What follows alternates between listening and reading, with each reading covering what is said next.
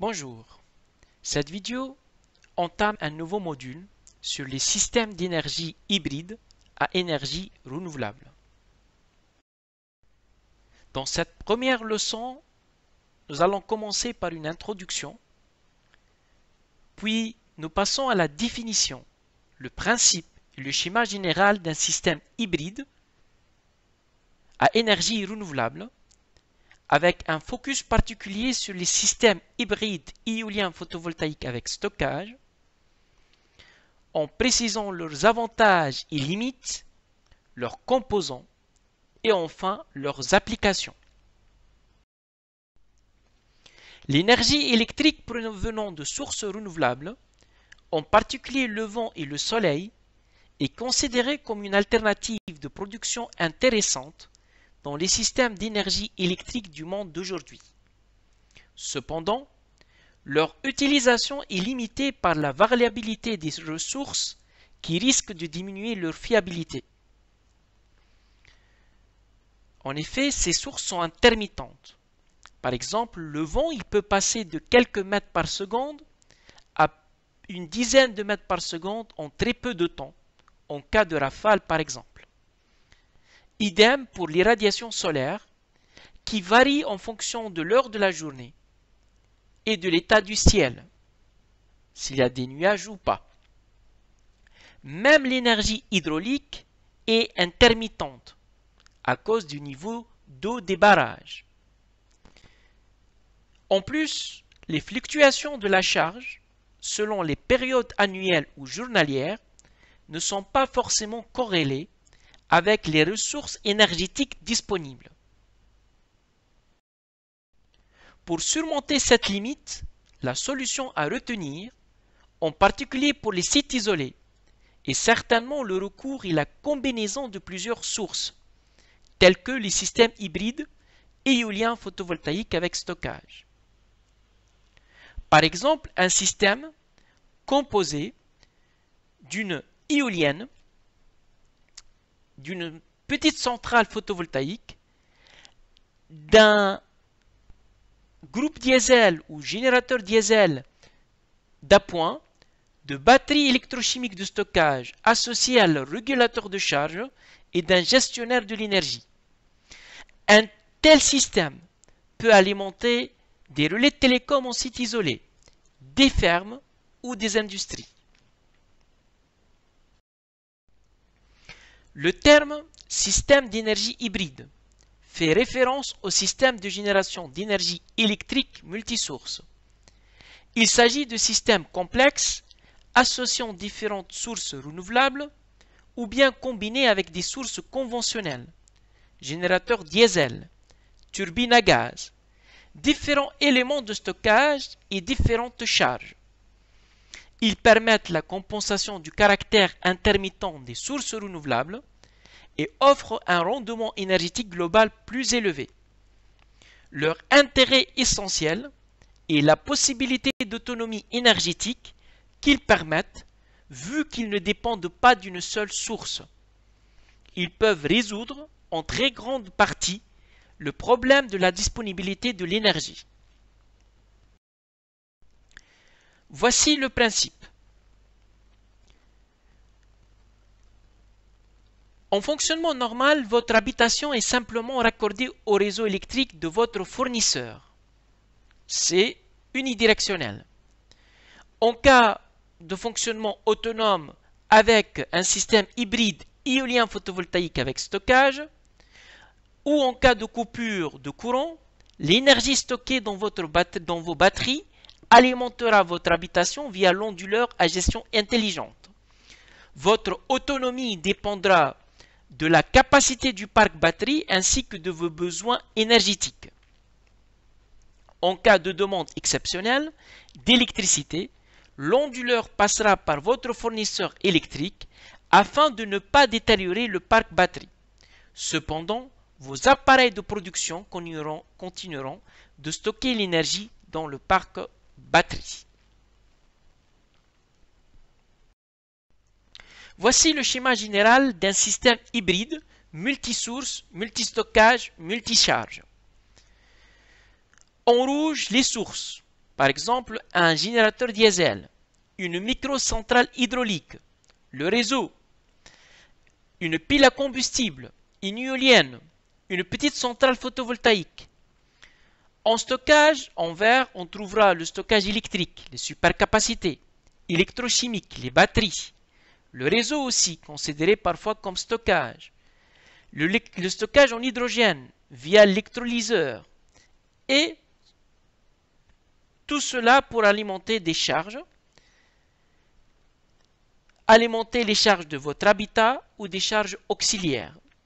Le semble est connecté via un bus électrique qui peut être continu ou alternatif. Selon le type de la source, alternative ou continue, des convertisseurs de puissance assurent l'adaptation du type de tension, de alternatif à continu ou de continu en alternatif. Considérons les systèmes hybrides éoliens photovoltaïques avec stockage. Dans le cas d'une connexion au réseau électrique, les énergies éoliennes et solaires sont transformées sous la forme électrique, transportables via les lignes vers le réseau. La production énergétique hybride est alors centralisée et mise en réseau entre plusieurs sites de production et de consommation. Majoritairement, les centrales hybrides sont de puissance inférieure à 12 MW pour être connectées au réseau de distribution. Alors elles sont soumises à la réglementation pour le raccordement des systèmes de microgénération. La majorité des systèmes hybrides raccordés au réseau sont sans dispositif de stockage. Dans certains systèmes connectés à un réseau électrique dit faible, c'est-à-dire avec des coupures, des unités de stockage sont introduites pour renforcer le réseau en cas de défaillance. Elles assurent un fonctionnement, éventuellement en mode dégradé, pour la durée de la coupure. En cas de forte pénétration renouvelable, les dispositifs de stockage joueront un rôle important pour assurer la stabilité du réseau. Dans d'autres systèmes, on remarque la présence de générateurs diesel qui constituent un second moyen de secours. En site isolé, il est parfaitement envisageable, voire impératif, d'associer un élément de stockage de type accumulateur électrochimique ou hydrogène au système. Le nœud électrique permet de connecter et de distribuer l'énergie entre les différents composants du système.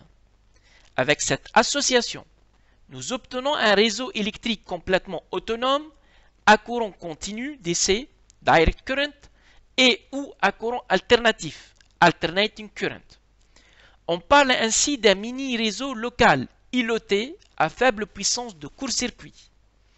Dans la plupart des références bibliographiques, il y a une corrélation établie comme naturelle entre mini-réseaux îlotés et systèmes multisources. Les systèmes hybrides à configuration de bus commun continu sont plus adaptés à une génération îlotée de petite puissance, tels que les habitats. La majorité de ces systèmes sont utilisés en site isolé où l'énergie est produite et directement consommée en courant continu, sur place ou à proximité des générateurs. Les systèmes hybrides éoliens photovoltaïques avec stockage ont l'avantage d'avoir une complémentarité des ressources, en particulier vent et radiation solaire, que ce soit à l'échelle annuelle ou à l'échelle journalière. Bien évidemment, il y a plus de vent l'hiver que de soleil, et plus de soleil l'été que de vent. Il y a du vent parfois la nuit, mais il n'y a pas de soleil la nuit. Ce qui fait une disponibilité de l'énergie plus fiable et avec une efficacité environnementale meilleure. Cependant, le stockage est cher. Il y a aussi parfois la nécessité d'ajouter un groupe diesel de secours. Ce groupe nécessite un approvisionnement en carburant.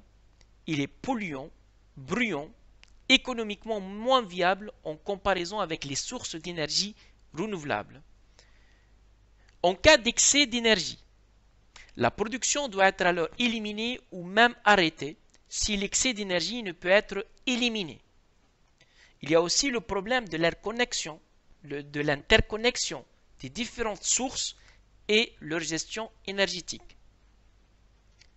Enfin, la dynamique rapide des générateurs, en particulier les aérogénérateurs, peut causer des surtensions.